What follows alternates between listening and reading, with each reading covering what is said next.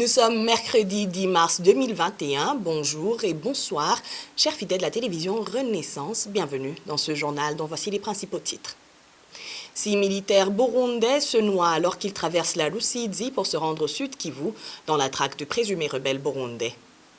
L'interdiction de l'importation des grains et de la farine de maïs pendant 6 mois, mesure du ministère du Commerce au Burundi, ne devrait intervenir qu'après évaluation des besoins en consommation de la population, selon l'expert Faustin Ndikumana, que vous suivrez dans ce journal.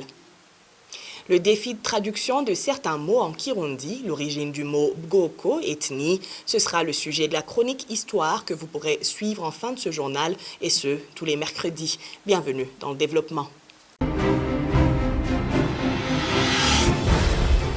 Page sécurité pour démarrer ce journal avec cette brève. 6 militaires burundais ont été emportés par les eaux de la Rusizi la semaine dernière. Selon SOS Média, ces éléments de la Force de défense nationale du Burundi se sont noyés dans la rivière Rusizi séparant le Burundi et la RDC au moment où ils se préparaient à traverser pour se rendre au sud Kivu, à l'est de la République démocratique du Congo. Selon les habitants de la localité de Kabulanwa, en commune Buganda, dans la province de Chibitoke, au nord-ouest du Burundi, des camions de l'armée burundaise faisaient des navettes en amenant des militaires et les déposant juste au bord de la Rusizi. Des sources au sein de l'armée burundaise, citées par SOS Média, précisent que les éléments de la FDNB se rendent dans le sud Kivu pour traquer des rebelles burundais installés dans cette partie de la RDC.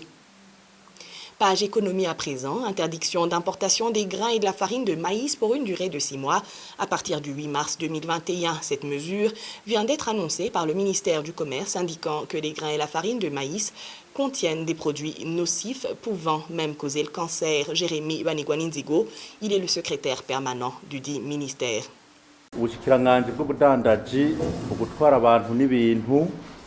Le ministère du Commerce porte à la connaissance des opérateurs économiques et des consommateurs de farine de maïs qu'il s'observe ces derniers temps l'importation des graines et de farine de maïs de mauvaise qualité pouvant ainsi nuire à la santé des consommateurs. Compte tenu de la bonne production de maïs au cours de la saison culturelle A, le ministère voudrait informer les opérateurs économiques qu'il interdit toute importation de graines et farine de maïs pendant une période de 6 mois à partir du 8 mars 2021.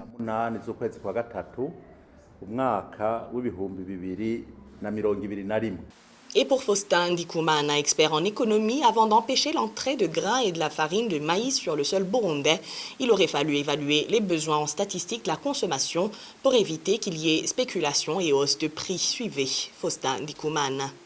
Et normalement, quand une telle mesure est prise, il faut avoir évalué les besoins en statistique de la consommation dans tel ou tel autre denrée alimentaire. Si ce sont les céréales, si c'est le maïs, il faut avoir les besoins réels en statistique, des chiffres qui évaluent les besoins. Et puis, il faut analyser les statistiques de la production de cette denrée, par exemple, si c'est le maïs.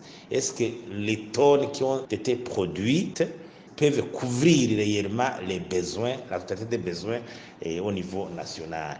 Sinon, si cette mesure est prise au niveau temporaire, ça peut par exemple limiter la fuite des devises ou limiter l'achat intempestif des biens ou des denrées alimentaires dont la production est suffisante au niveau national. Mais ça nécessite un suivi attentionné pour qu'il n'y ait pas la spéculation. Parce qu'on peut juger que la production est suffisante, mais les gens spéculent. Comme il n'y a pas de production extérieure qui peut être importée pour combler le vide, la dite marchandise peut devenir objet de spéculation. Les stocks sont peut-être cachés ou quoi. Et à ce niveau, les prix augmentent de façon incontrôlée. Et il faut justement qu'il y ait des mesures d'accompagnement et faire un suivi d'évaluation régulier de cette production et des besoins réels. Parce que des fois, on se trompe sur les besoins réels de la denrée et puis à un certain moment, les prix peuvent exploser.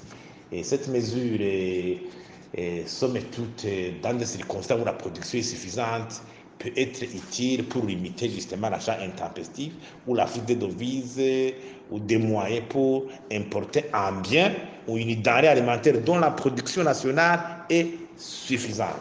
Mais sinon, il faut des mesures d'accompagnement pour que les résultats soient effectifs, pour qu'il n'y ait pas des gens qui, leur comportement peut faire déraper les objectifs principaux. Faustin Ndikoumana, expert indépendant en économie. Notre journal se poursuivra après ce spot de sensibilisation du mouvement Inamahoro. L'exemple vient toujours d'Ango, leader politique, de l'administration à la base au plus haut sommet de l'État. Soyez les modèles dans l'application des mesures édictées par les autorités sanitaires en matière de prévention et de protection contre la COVID-19.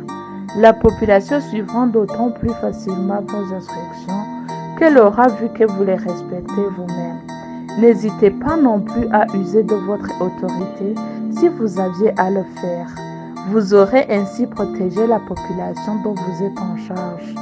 Ceci est un message du mouvement Inamahoro, femmes et filles pour la paix et la sécurité. Certains Burundais commencent à espérer que les relations diplomatiques du Burundi avec d'autres pays s'amélioreront malgré de multiples actions nécessaires pour y arriver. Ce constat apparaît dans un sondage des médias Radio Inzamba, RPA et la télévision Renaissance sur les relations entre le Burundi et la communauté internationale sous le régime d'Evariste Ndayishimiye depuis août 2020. Parmi ces actions, la libération des prisonniers politiques, garantir la liberté de la presse et le respect des droits humains. Révérien Badzikamwe pour plus de précisions. Le sondage a vu la participation de près de 300 personnes, dont plus de 88% sont des hommes. Près de 54% estiment que l'ère Ndayishimiye a apporté à léger mieux dans la diplomatie, avec près de 39% qui n'ont noté aucun changement dans ce domaine. Plus de 86% orientent cette amélioration dans le développement socio-économique du pays. Près de 58% des participants expriment à regret que le gouvernement du Burundi n'a pas la volonté de satisfaire aux conditions exigées par la communauté internationale pour restaurer la coopération. Il s'agit principalement du respect des droits de l'homme et le respect des droits d'expression.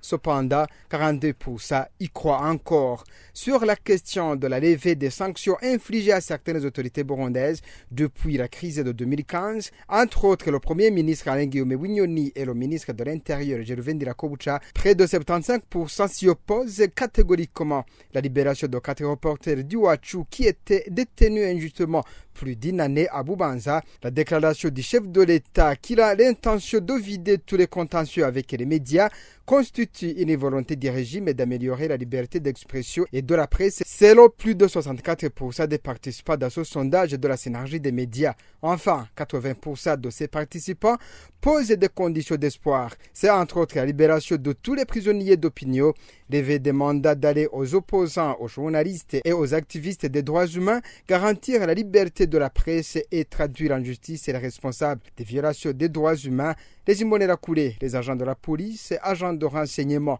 Parmi les participants au sondage, près de 53% vivent au Burundi, tandis que plus de 47% vivent à l'étranger. Les 18-34 ans ont été les plus nombreux avec 52%, suivis par les 35-54. Merci à Révérien Badzikamwe. La musique reggae a beaucoup aidé la jeunesse africaine à rester attachée à leur culture. C'est le constat du reggaeman Mighty Popo après la mort ces derniers temps de plusieurs figures historiques du reggae, notamment Toots, U-Roy et récemment Bunny Wailer le 17 février de cette année. Popo indique que le mouvement Rastafari de la Jamaïque a permis à la jeunesse africaine depuis cette époque d'être consciente de son identité.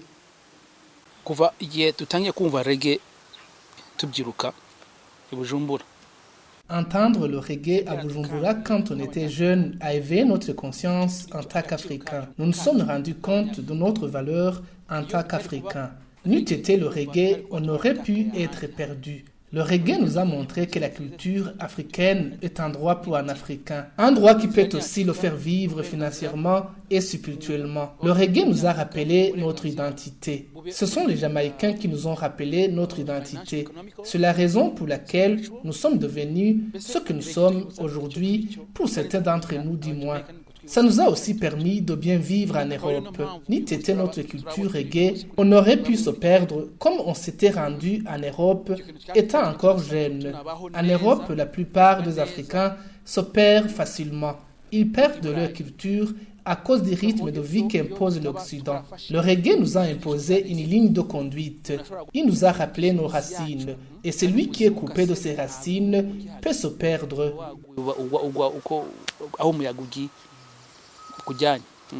Et cette brève hors de nos frontières, l'opposant ougandais Bobi Wine demande à la population de se mobiliser pour contester les résultats du scrutin présidentiel du 14 janvier de cette année, octroyant un 6e mandat au président sortant Yoweri Kaguta Museveni. Candidat malheureux à ce scrutin, Bobi Wine a affirmé dans une conférence de presse ce lundi 9 mars avoir remporté l'élection présidentielle. Après avoir retiré son recours à la Cour suprême à cause de la partialité des juges, Bobi Wine a changé de stratégie et appelle le peuple ougandais à délibérer pour trancher cette affaire. L'opposant ougandais appelle maintenant la population à se mobiliser, mais sans toutefois préciser la date du début de ce mouvement. La veille de la conférence de presse de Bobi Wine, la police ougandaise a mis en garde toute personne qui participerait à ces manifestations. Et pour clore notre journal, la chronique sur l'histoire du Burundi de ce mercredi nous parlera de la difficulté de traduire certains mots en Kirundi. Alphonse Lugambalala, qui nous présente cette chronique, explique que cette difficulté vient du fait que l'histoire du Burundi a été écrite par les colonisateurs. Il donne ici l'exemple du mot « ethnie » qui a été utilisé pour diviser le peuple. Alphonse Lugambalala.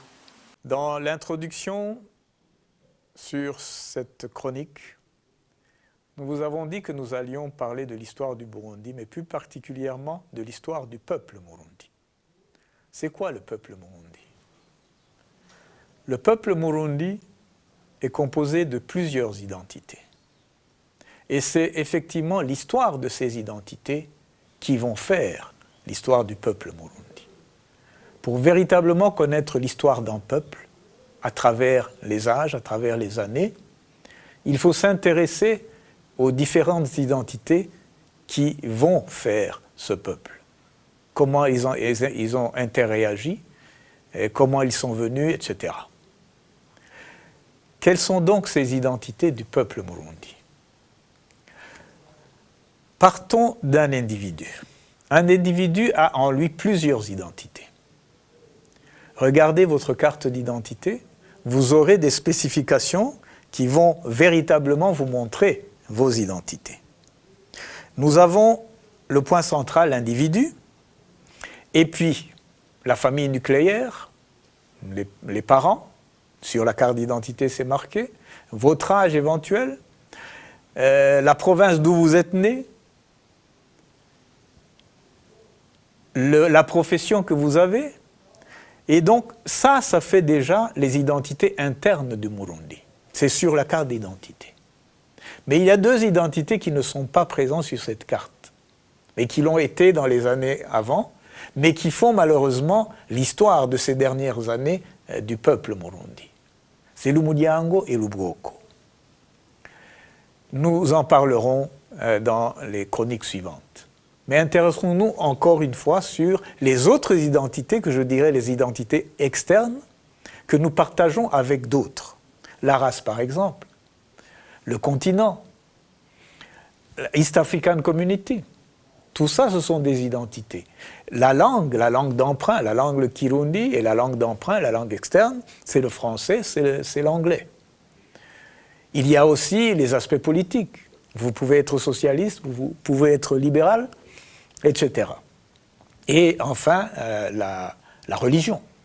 Avant, nous avions notre propre religion, la religion de Kiranga, ou le Kubandwa. Aujourd'hui, nous avons plusieurs religions qui peuvent être attribuées au Burundi. Donc, ce sont toutes ces identités que nous avons, et ces identités peuvent être complémentaires ou peuvent être antagonistes. Et ça, c'est un choix individuel, c'est un choix de groupe pour ne plus être Murundi et se contenter d'être parmi ces petites identités. Et voilà, c'est par ici que nous mettons un point final à notre journal. Merci à toute l'équipe de production et à vous tous qui l'avez suivi. Au revoir.